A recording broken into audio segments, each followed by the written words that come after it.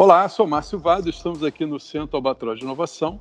O Centro Albatroz fica aqui na maravilhosa Praia de Inglês, aqui no norte da cidade de Florianópolis.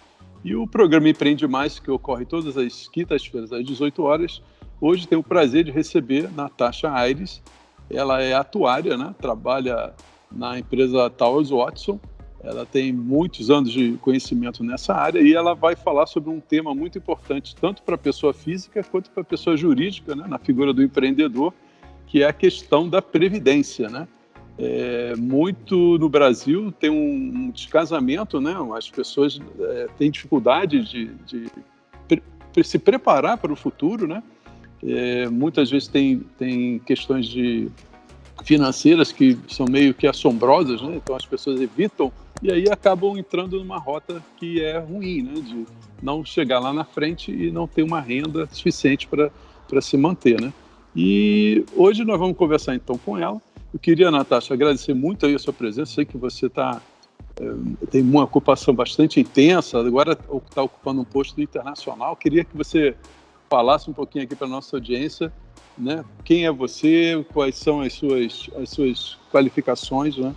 E depois a gente vai tocando aqui a entrevista. Obrigado aí, muito obrigado pela sua presença. Márcio, eu que queria agradecer o convite para participar desse projeto tão maravilhoso que é o Albatroz. Estou muito honrada, né, de poder dividir um pouquinho da minha experiência com vocês. Bom, eu sou a Natasha Aires, eu sou atuária de formação, eu sou consultora internacional da empresa da Willis Towers Watson, né? Eu tenho mais de 20 anos de experiência no mercado de consultoria, né? Maior parte desse tempo com previdência e mais recentemente trabalhando com oferecimento de serviços para empresas globais, né? Então é uma longa estrada aí no mercado de previdência. Já aproveitando o gancho, né? Talvez para muitos ainda, né, apesar do esforço que a gente faz lá no Instituto Brasileiro de Atuária. De atuária, para explicar o que é o atuário, né? Exatamente, Márcio. Tem muita gente que não sabe. A minha definição de atuária é que nós somos solucionadores de problemas, né? E pensadores estratégicos, né? O atuário, ele usa lá o seu conhecimento matemático para estimar probabilidades e precificar riscos de eventos futuros, né?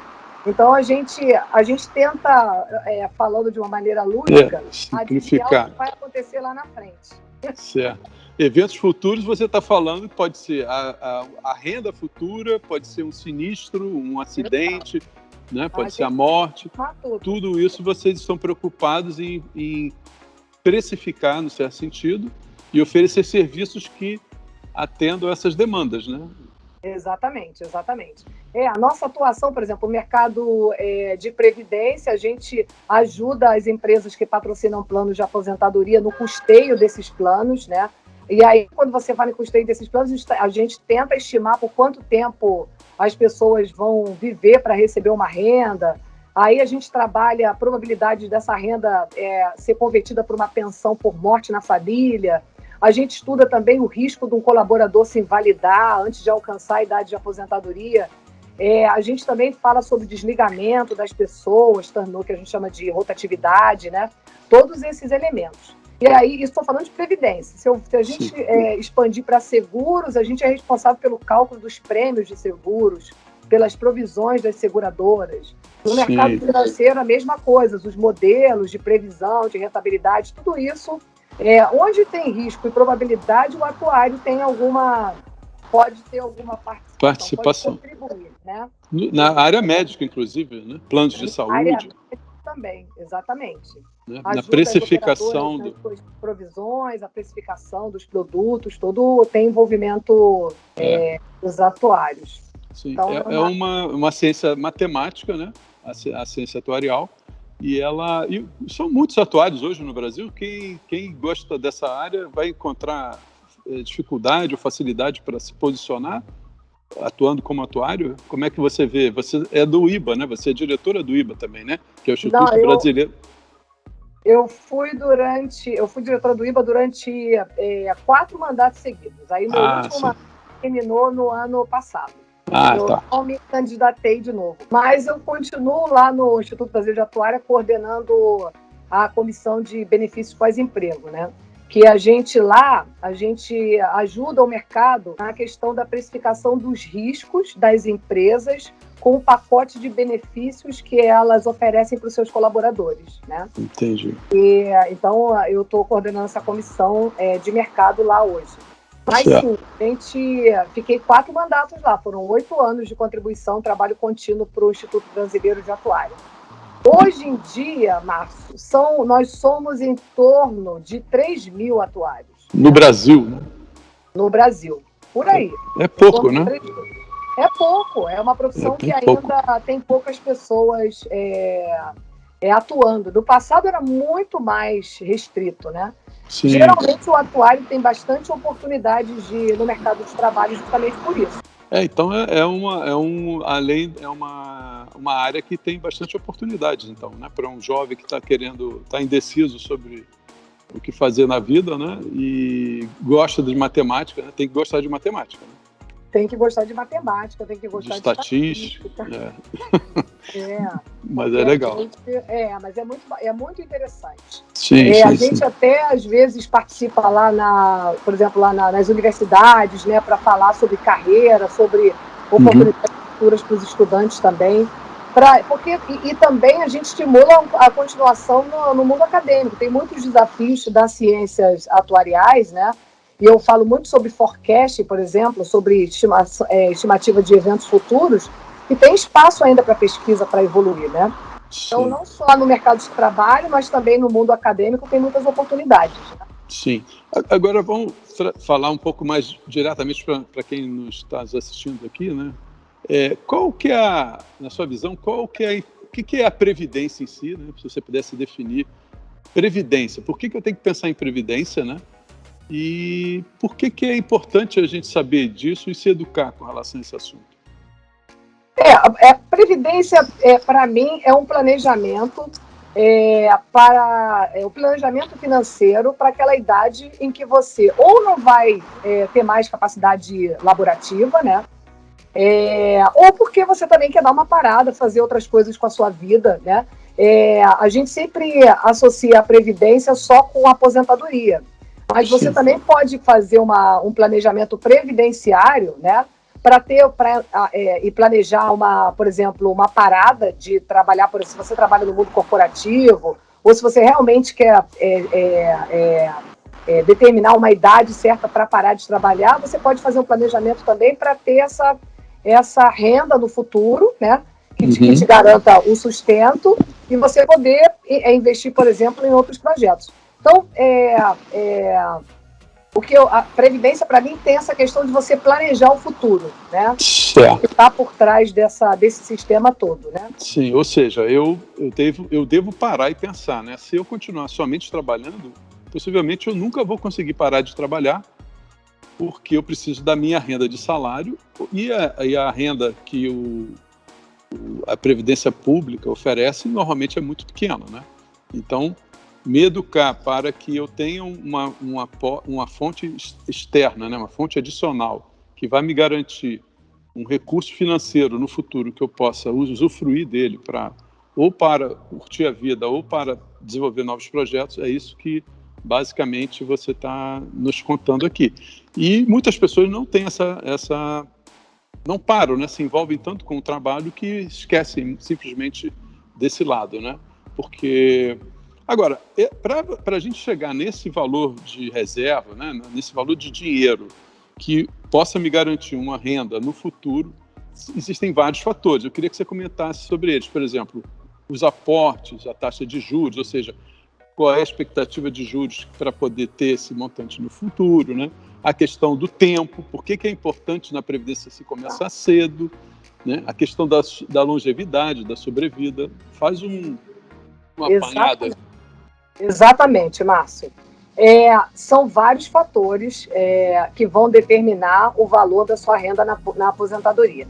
Hoje, eu acho que o caminho seria você definir mais ou menos o target de renda no futuro e você tentar construir como se fosse uma conta contrária, né? sei lá, eu quero ter uma renda de 10 mil mensais quando eu me aposentar. Aí, esse é o segundo, eu acho que hoje é o primeiro ponto. Eu preciso de 10 mil mensais daquele plano de previdência. Porque você fez a sua conta com o seu custo de vida estimado na data da aposentadoria. Aí o segundo ponto é, quanto tempo eu tenho para fazer a capitalização desse valor? Então, o tempo é o segundo driver muito importante disso, né?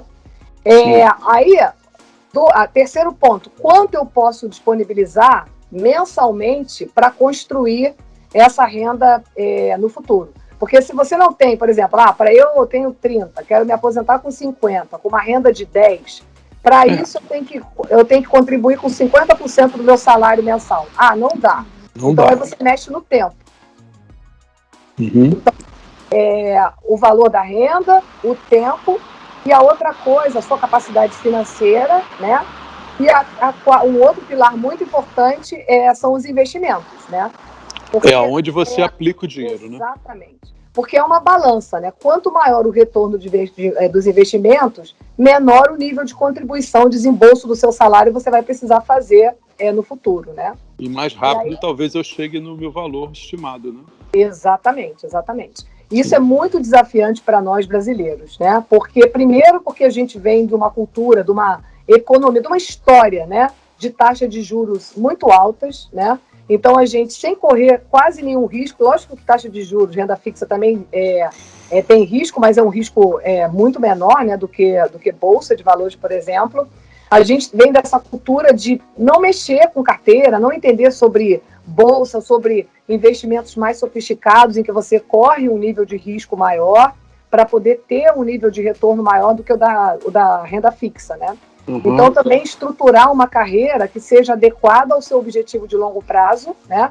E ao seu perfil de risco também, né? E eu acho que um outro ponto, Márcio, que aí é um pouco comportamental, é você ser uma pessoa disciplinada também, né? É isso que eu ia te falar, né? Mais do que tudo, nessa lógica da Previdência, a disciplina é fundamental. Mesmo que você não consiga aportar muito, né? Mas mesmo esse exercício de você juntar um pouquinho todo mês, né, já faz muita diferença, né? Já pode fazer muita diferença, né? E quanto mais cedo você começar, melhor, né? Exato. Porque aí o seu nível de novo, né? Quanto maior o tempo que você tem para capitalizar, dependendo do objetivo que você tem lá na aposentadoria, menor vai ser o seu desembolso mensal, por exemplo, o comprometimento da sua renda hoje, para constituir essa reserva e poder ter uma renda no patamar que você planejou, né? Quanto mais tarde, maior o comprometimento da renda que você tem para poder você atingir o seu objetivo, né? Sim. Quanto mais conservador o investimento, menor o retorno, maior a contribuição. Então, é um ciclo, são coisas... aí a gente diz que são variáveis interdependentes, estão muito correlacionadas, né? Mesmo que você não tenha conhecimento, comece guardando alguma coisa, né? E depois você vai adquirindo conhecimento, né? Se possível, e isso vai, de alguma maneira, ajudar na rentabilidade do seu capital, né? Porque no início o capital sempre é pequeno, sempre vai ser pequeno. Exatamente. Então não vai fazer muita diferença, né? Se você está juntando, se você não sabe nada de finanças ou sabe alguma coisa, né? Como, em geral, o dinheiro é bem pequeno, né? Isso não vai fazer grande diferença nos primeiros 4, 5 anos. É o tempo que você tem para se educar, minimamente, né? Agora, se você não começar, né, e não tiver persistência, você vai estar sempre voltando para o início e aí o tempo vai sempre ser seu inimigo, ele vai jogar contra você, né? Porque você, na verdade, você está desperdiçando uma das variáveis mais importantes aí da atuária, que é o tempo, né?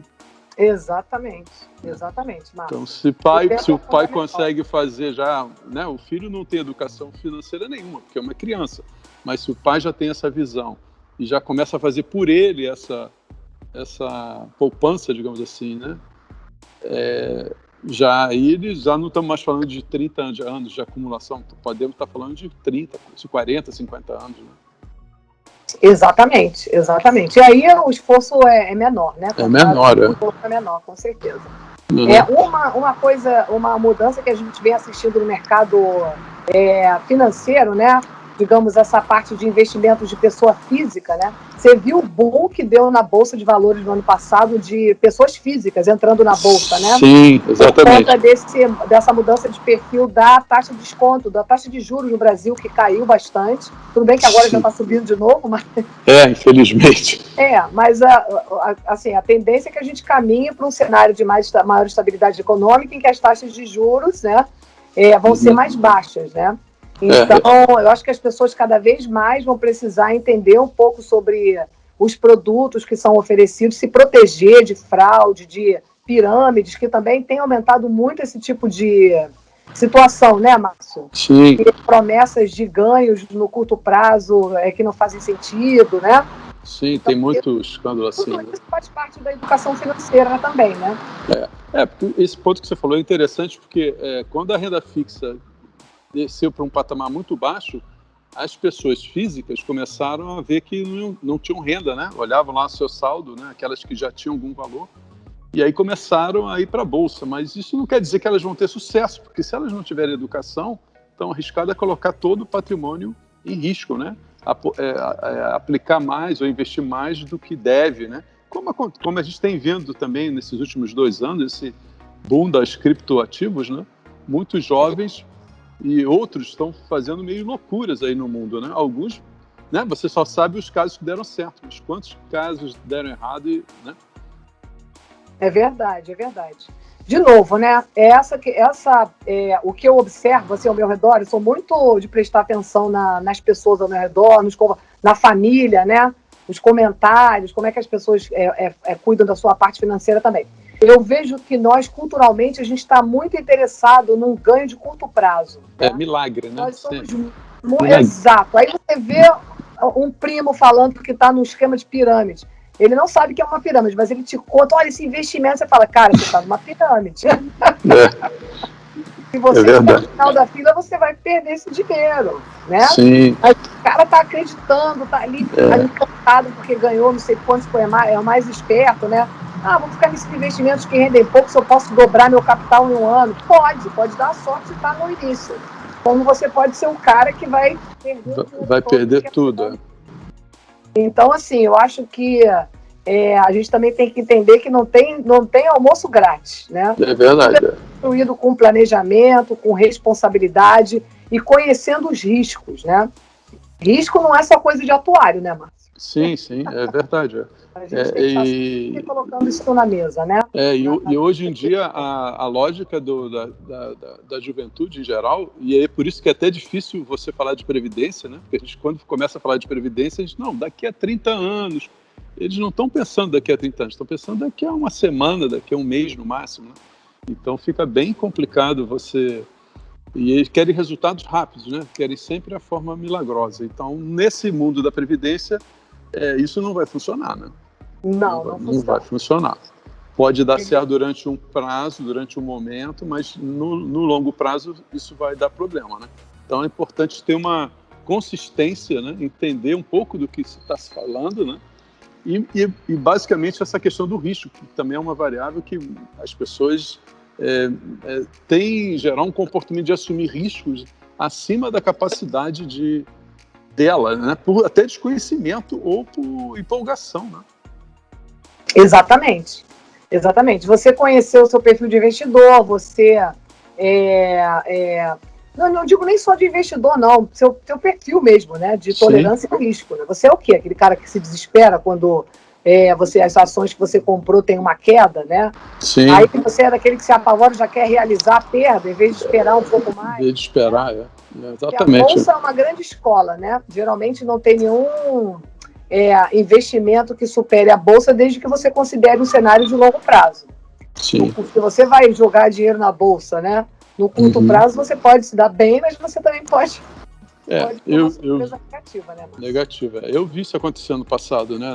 No fundo de previdência que eu conheço, existem perfis de investimento, né? Que tem mais bolsa e menos bolsa, né? Quando a bolsa despencou 20%, na primeira oportunidade, as pessoas que estavam nesses perfis mais agressivos mudaram para os perfis mais conservadores, ou seja, realizaram a perda e dificilmente vão conseguir recuperar o capital num curto espaço de tempo, né? Agora, aqueles que tinham um mínimo de conhecimento, eles estão falando de mínimo mesmo, de entender que esse mercado é volátil e seguraram ali a perda temporária ali de 20%, 30%, um ano depois tinha recomposto toda a sua reserva. Exatamente. Né? Então, tem que entender isso. Né? Agora, se você, na Previdência, né, ou no mundo financeiro, você está colocando o dinheiro, que é o dinheiro do seu custo fixo, isso também não vai funcionar. Ah, sim. Você não pode colocar na Bolsa de Valores, por exemplo, um recurso que é para pagar o aluguel, né? Achando que em um mês você vai recuperar o valor do aluguel e ainda vai sobrar um dinheirinho. Isso não pode, né? Não pode fazer uma dívida. E aí, lembrando que para a dívida no Brasil, se você pede um empréstimo do Brasil, as taxas são altíssimas. Altíssimas, né? A gente não entende muito bem. Parece que é a forma como o mercado funciona, mas também tem muita insegurança jurídica, né? Em relação aos contratos. Inadimplência, né? Muita inadimplência. Tudo isso faz com que a gente tenha taxas, nossa, são absurdas. Muito altas, né? Muito altas. Ô, Natasha, como é que vocês estão vendo a questão dos cenários de futuros da economia? Assim, há uma expectativa, né, de que o Fed e os bancos centrais estão imprimindo dinheiro assim, doidado, né, tentando manter a todo custo a taxa de juros baixa e fazer com que a economia se mantenha aquecida, mas há sinais de que isso em algum momento pode dar problema, né? E no Brasil também tem várias questões aí na mesa, né? Então, os juros que tinham caído bastante agora já começam a subir. Vocês estão trabalhando com que cenário, assim, base? Olha, essa é uma boa pergunta. O que acontece? Eu acho que para a Previdência, sem falar em taxa de juros, né? Porque você sabe que a taxa de juros lá para a Previdência depende da carteira, né? Depende de como os investimentos estão... A estratégia dos investimentos que às vezes podem estar funcionando muito bem, né? E conseguindo manter a taxa num patamar um pouco mais alto. Mas a minha visão sobre essa questão do cenário econômico para a Previdência, a preocupação maior é com a inflação, né? Inflação. Porque a maioria dos planos de Previdência, quando as pessoas estão em fase de pagamento, eles estão linkados a algum índice de inflação. São reajustados por algum índice de inflação. E o que a gente está vendo no mercado financeiro é que muitos investimentos, principalmente em renda fixa, não está conseguindo bater a inflação. Do índice que você está olhando, né? Sim. Então, isso pode... Aí, se eu penso num plano BD, isso traz déficit para um plano de benefício definido para a empresa, né? Pode significar déficits futuros aí para as empresas que têm planos com risco, né? Que oferece lá uma renda definida para os participantes. Para quem está capitalizando para aposentadoria e fazendo esse esquema que a gente está conversando, eu contribuo, estou fazendo um fundinho lá para mim, também é ruim, né? Porque imagina, você tem uma parte em renda fixa que não bate a inflação. É como se o seu dinheiro não estivesse valorizando muito acima da inflação ao longo do tempo, ou até rendendo menos do que a inflação. Você tem perda... Você está perdendo poder de compra, né? Dificulta, um cenário inflacionário dificulta o planejamento de longo prazo. É péssimo, não só para a economia, para as pessoas mais humildes, mas para o planejamento de longo prazo, né, Márcio? E Previdência é um planejamento de longo prazo, né? Sim. Então, o meu medo maior como você falou, as economias nessa ânsia, né, os bancos centrais, de movimentar a economia, de aquecer a economia, eles estão gerando um pouco mais de inflação do que o esperado, né? E sim, isso para a Previdência é muito ruim, sabe? Pode viabilizar planos de aposentadoria aí daí para frente, né? Se essa inflação dispara, né? Sai do controle, né? Sim, então, eu acho até que tem que se pensar no longo prazo, na política econômica também, né? Isso é uma outra coisa que eu acho... Tudo bem que eu não sou economista, não posso opinar muito sobre isso. Mas coisas imediatistas podem trazer resultados ruins de longo prazo. Você faz uma coisa num ano que vai, né, ter um impacto ainda por alguns anos na frente, principalmente nesse mercado aí de previdência. Ou seja, nesse cenário, a pessoa que tem um pouco de conhecimento, ela deveria aumentar os aportes para compensar a perda inflacionária dela.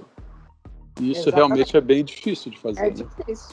Porque imagina, você montou todo o seu esquema, né? Todo o seu planejamento financeiro, e aí no meio do caminho, tudo bem que quando você olha uma caminhada de longo prazo, o risco está ali o tempo inteiro, né? Você pode até morrer, bate na madeira, pode se invalidar, ter uma perda de renda, precisar se aposentar mais cedo. E, em relação a isso de aposentar mais cedo, se você parar para pensar, já deu uma desarrumada nas pessoas que já estão aí mais avançadas na caminhada da Previdência Complementar.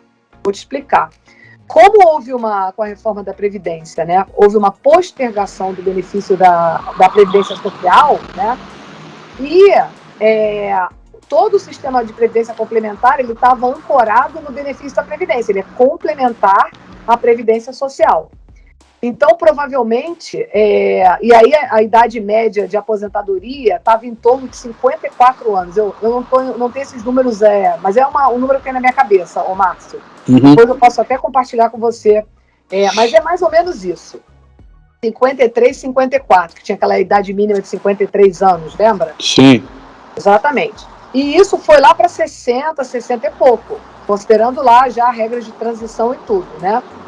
Pensa o cara que vai se desligar com 55 da empresa que ele trabalha, né?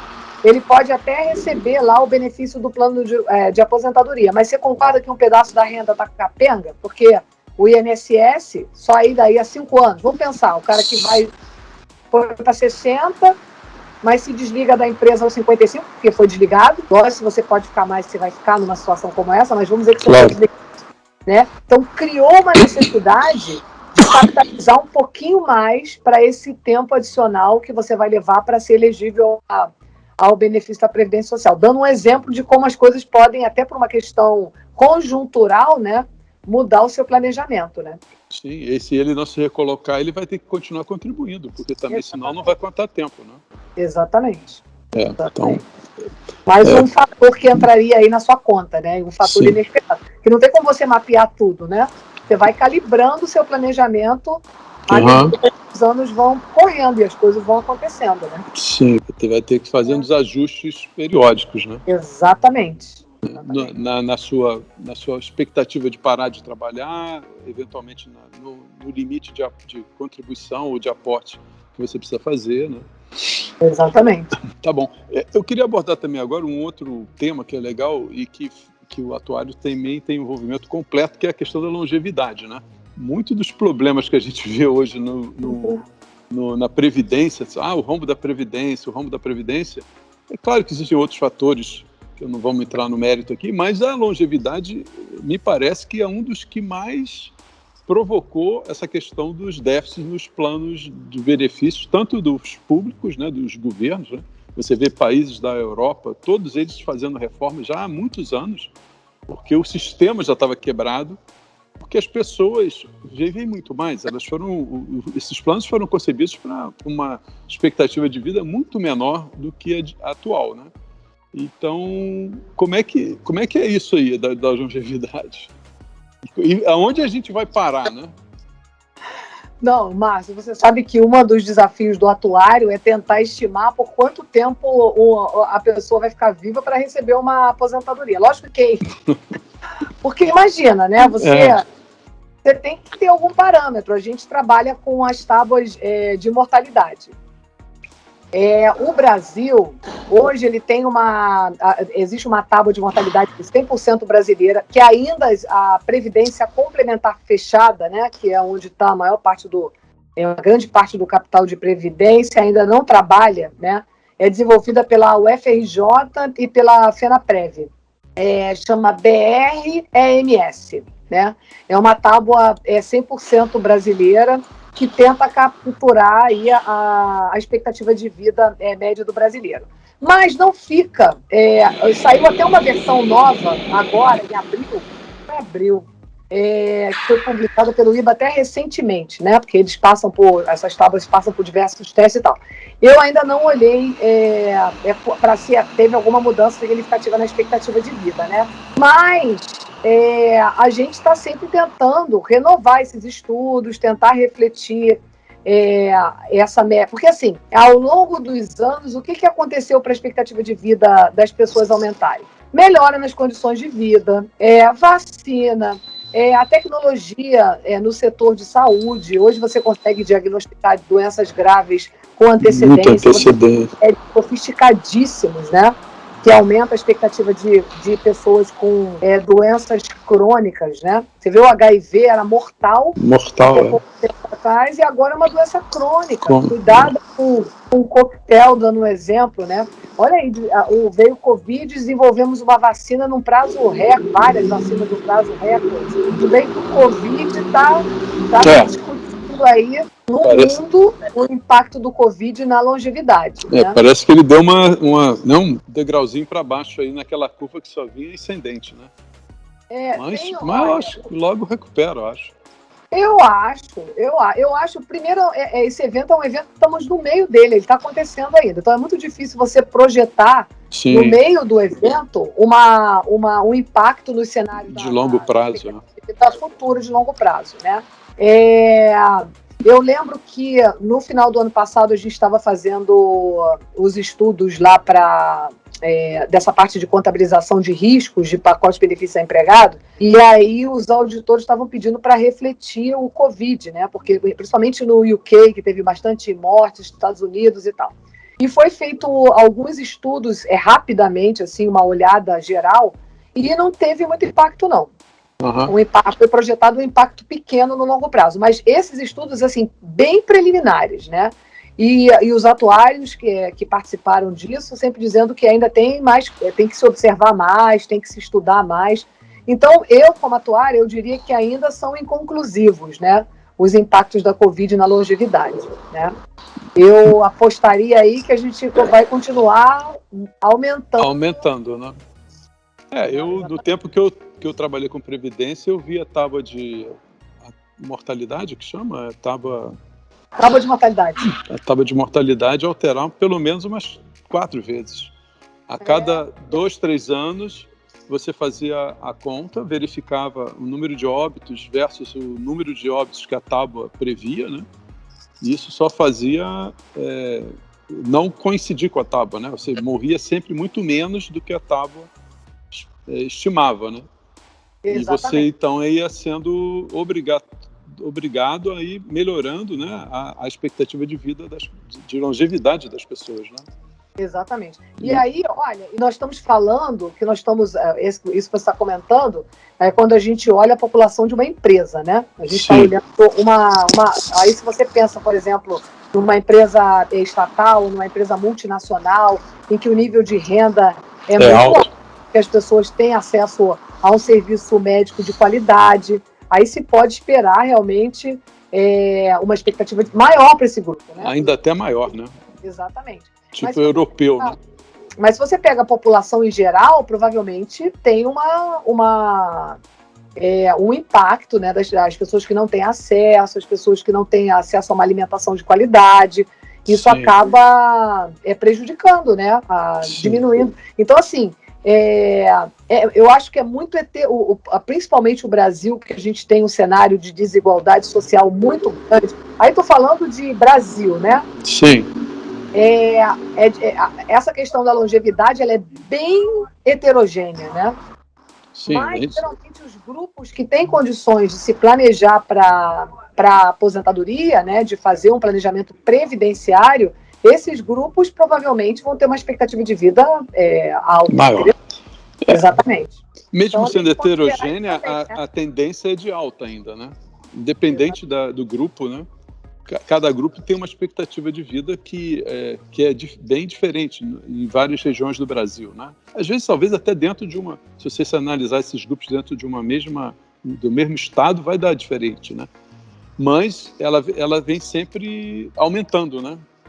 Eu tenho um caso assim que eu me lembro de 2 coisas interessantes que eu vou comentar aqui. Uma que é uma reportagem que me mandaram uma manchete de um jornal de 1908. Talvez você já tenha visto. A manchete era assim: ônibus invade casa e mata velhinha de 40 anos. O jornal era de 1908. E a manchete era exatamente essa: o ônibus invade casa e mata velhinha de 40 anos. Porque nessa época a expectativa de vida no Brasil era de 36 anos.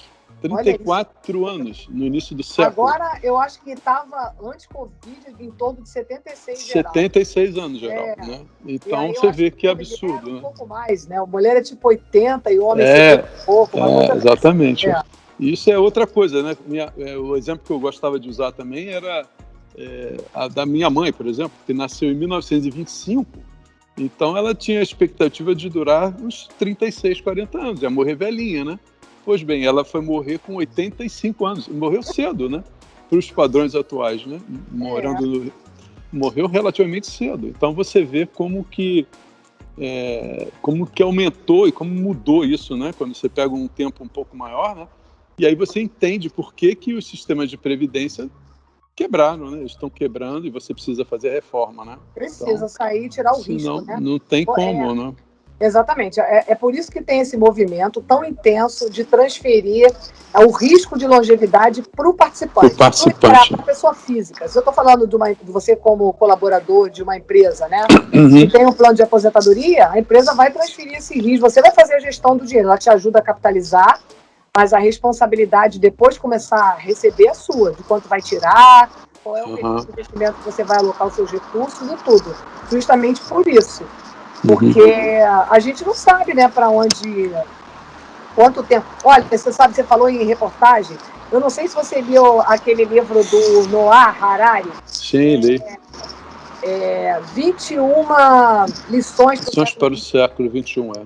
E aí ele fecha o livro, fiquei apavorada, né? Porque eu li o Sapiens, primeiro para tentar entender por que a gente chegou aqui, né? Como a gente chegou aqui.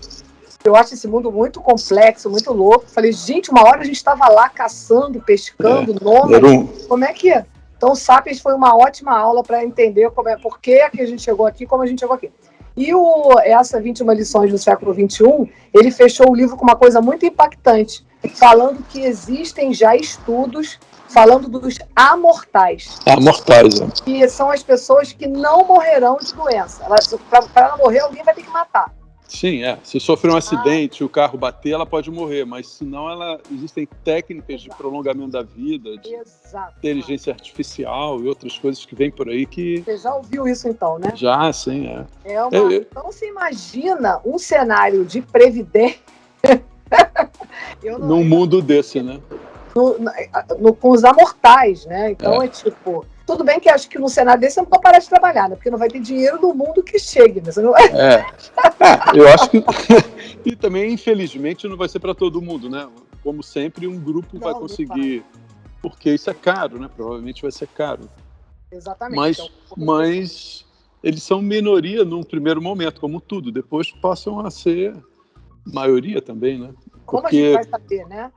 Porque todos os desenvolvimentos tecnológicos, eles começam com um grupo que usa, que é relativamente pequeno. E à medida que o tempo vai passando, ele vai barateando e vai alcançando mais pessoas, né? Então, exatamente. Mas isso é um cenário que eu sempre imaginei, assim, né? Não é um cenário Tem muitas pesquisas nessa área de genética, de desenvolvimento de longevidade, muitos países avançados nessa matéria.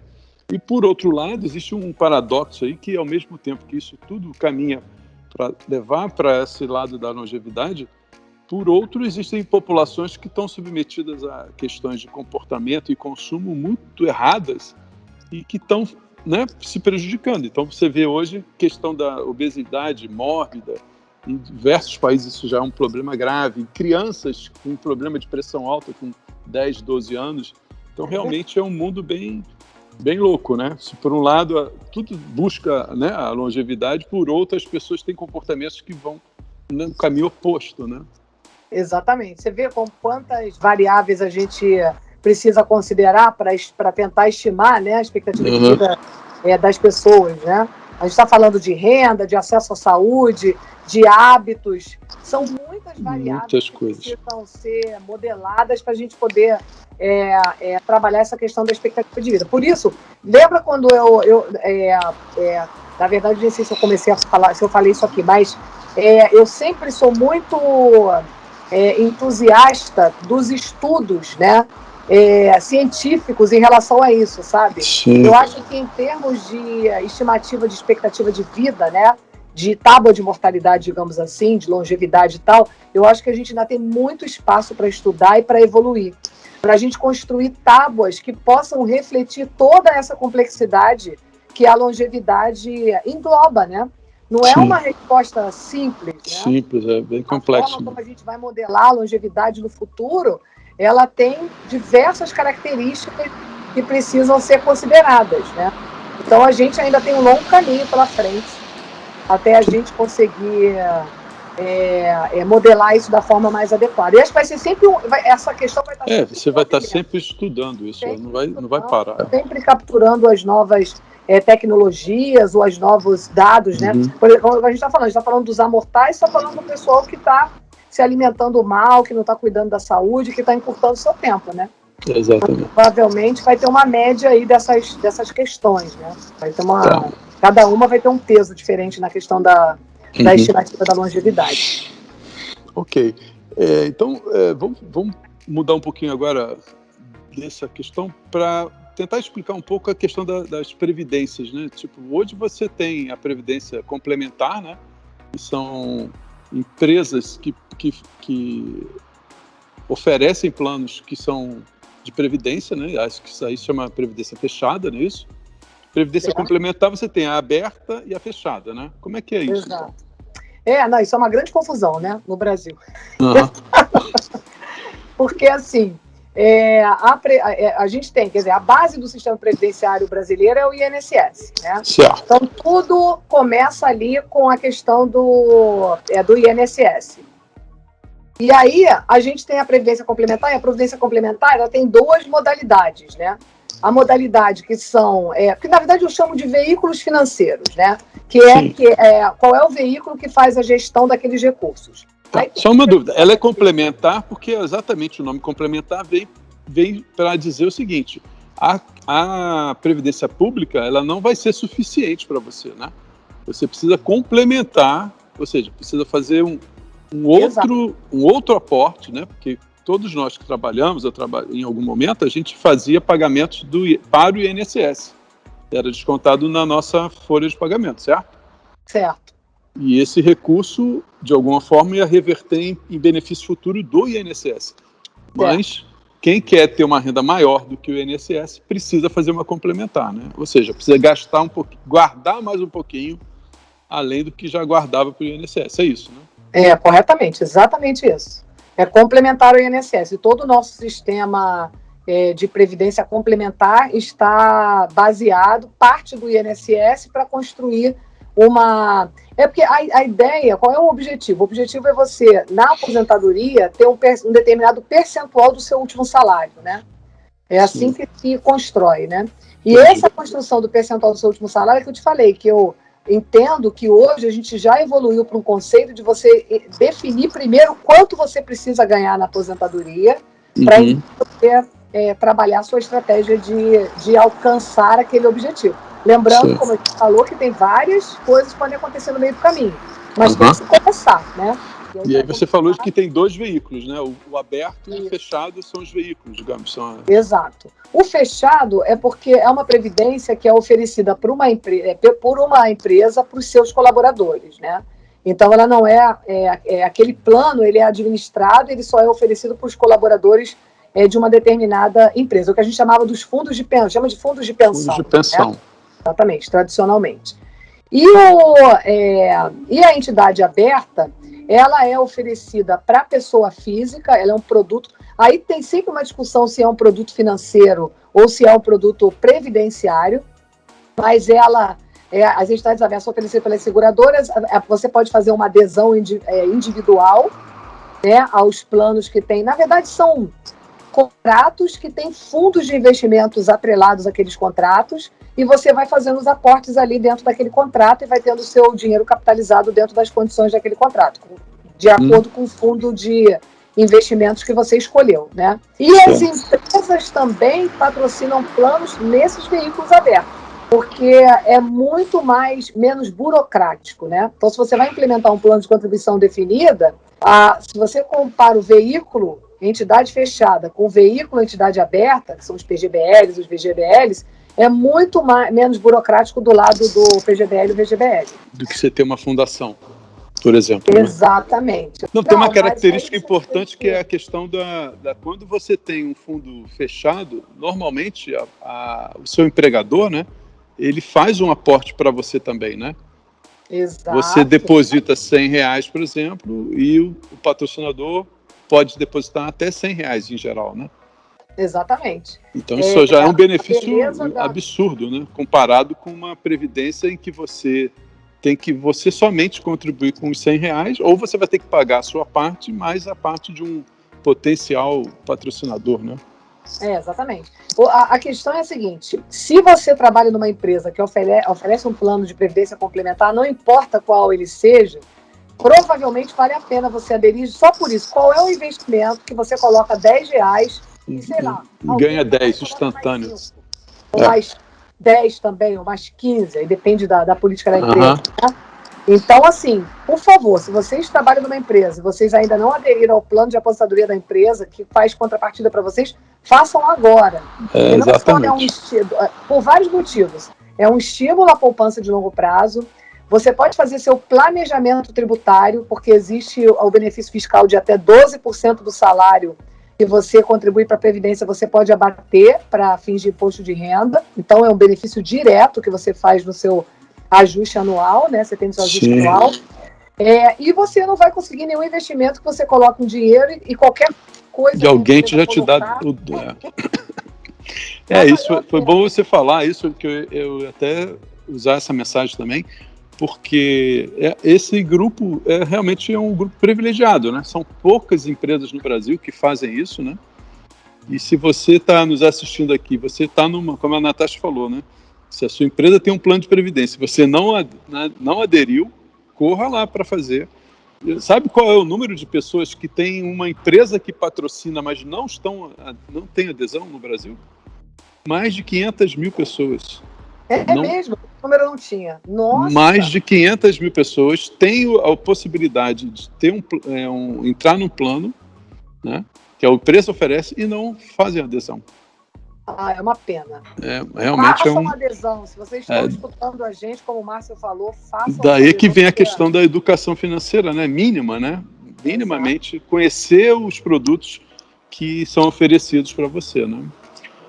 Até pegando um gancho nesse seu comentário, a gente está, quando a gente olha as empresas globais, né, com a história do Covid, tem aumentado muito a preocupação das empresas com a questão do bem-estar, né, do colaborador.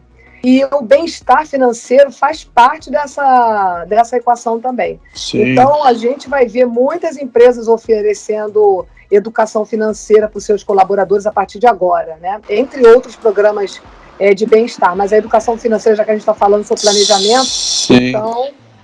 um trabalhador preocupado ali com a... exatamente. Você está trabalhando preocupado como é que vai pagar as contas, né? Isso vai refletir no seu desempenho no trabalho, né? Certamente. Né? E na sua carreira, né? Provavelmente você vai tomar decisões erradas profissionais, né? Ou vai deixar de tomar alguma decisão importante porque você está numa situação financeira complicada, né? Exato. Isso influencia, né, na produtividade, no psicológico, tudo.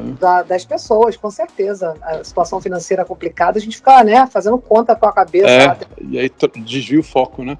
Natasha, eu sei que você está com o seu tempo aí contado, né?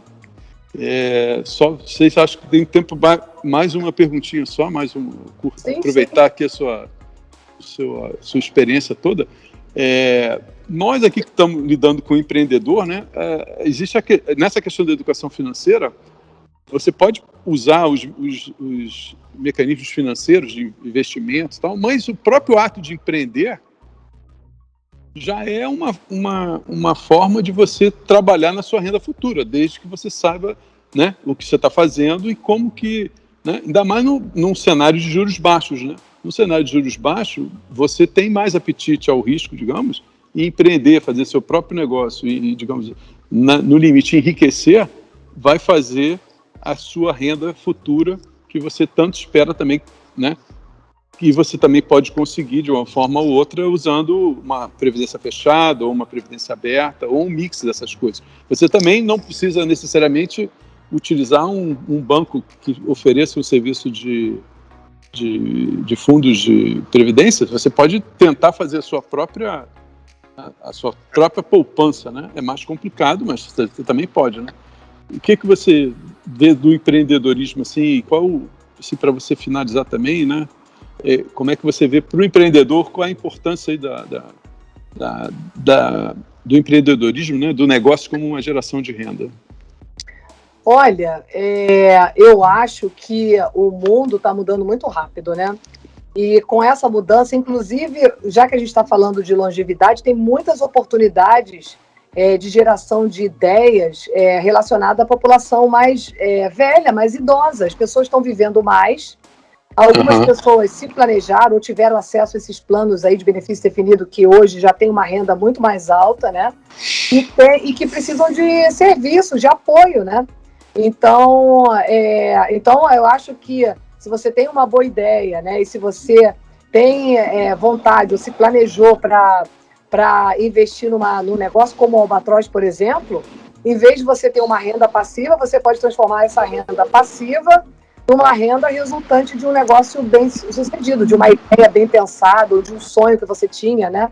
Ou de um hobby. Eu vejo tantas ideias surgindo do tempo livre das pessoas, né? Exato. Então, eu acho que tudo é válido, né? Aqui a gente está falando num cenário de renda passiva, né?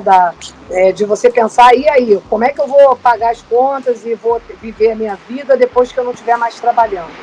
Mas nada impede que você também transforme esse planejamento num negócio que vai te gerar uma renda também e vai permitir que você viva bem como sócio dessa empresa, como sócio desse negócio também. Eu sou super a favor, eu não acho que uma possibilidade anule a outra, né? É verdade. E tem uma frase nova aí, né? Um jargão novo, que é o poder dos cinzas, né? Do Grey Power, né? Então, se você também já tem uma determinada idade, né? Isso já vem, os mais experientes já vem começando a se colocar no mercado de trabalho e partindo para empreender e até para ser mentor dessa turma nova, né? Então, realmente tem muito espaço para os mais experientes se engajarem no mercado de trabalho, buscando criar soluções de negócio diferentes, né? Então, mentoria, consultoria tem tudo a ver. Uma outra tendência que a gente vê nas empresas, né, que a gente está falando muito além dessa questão do bem-estar, inclusão e diversidade, né? E nessa questão da inclusão e diversidade, está muito em alta a questão da diversidade geracional, que é justamente o Grey Power, né? Você usar as pessoas mais experientes para dar mentoria para os mais jovens e até mesmo cobrir gap de mão de obra qualificada, porque nós estamos muito perto de viver um apagão de mão de obra qualificada no Brasil. No Brasil, é verdade. Então, isso é um problema grave mesmo. A gente percebe aqui grave em todos os níveis, né? Desde das profissões mais, né, menos qualificadas assim, do ponto de vista de complexidade, até as maiores, você tem dificuldade de achar mão de obra, comprometimento. Então, realmente, as pessoas tendem a ter uma carreira mais longa, ou até mesmo ser um consultor, ter a sua própria empresa e ajudar as empresas que estão com esse desafio, né? Ou até preparar, treinar, sabe? Empresas de treinamento, de mentoria, né? Ou você ser um empreendedor individual mesmo e prestar serviço para as empresas nesse nível, né? Então, muitas oportunidades aí. Legal, Natasha. Então, queria te agradecer muito aqui. A conversa foi bem legal, vai ser bastante útil aqui para todos que nos veem, né? Esse assunto é muito apaixonante também, né? Daria para a gente falar horas e horas e horas aqui. Ainda mais que a gente gosta disso, né? A gente gosta, né, Marcos? Muito tempo. Então, mas eu agradecer demais o seu tempo, a sua dedicação, sua inteligência aí, né? A sua sabedoria nessa área. E diga que o Albatroz que está de portas abertas para você, vindo a Florianópolis, está super convidada para conhecer aqui pessoalmente. Se tivermos a oportunidade de conversar sobre outros temas também ficaria muito, muito honrado. Então, deixo aí para você encerrar aí. E, mais uma vez, obrigado. Márcia, eu que queria agradecer, foi uma honra participar dessa live com você aqui do Albatroz. Eu estou apaixonada pelo seu projeto, acho incrível, acho que tem tudo para ser um grande sucesso e com certeza quando eu for a Florianópolis vou querer conhecer. Tá? Foi um prazer enorme falar desse tema tão querido aí com vocês. Muito obrigado, Natasha. Então, se vocês gostaram aí do nosso conteúdo, né, já sabem, né? Se inscrevam no nosso canal, ative o sininho de notificações e deixe seu like aí. Muito obrigado, pessoal. Até a próxima.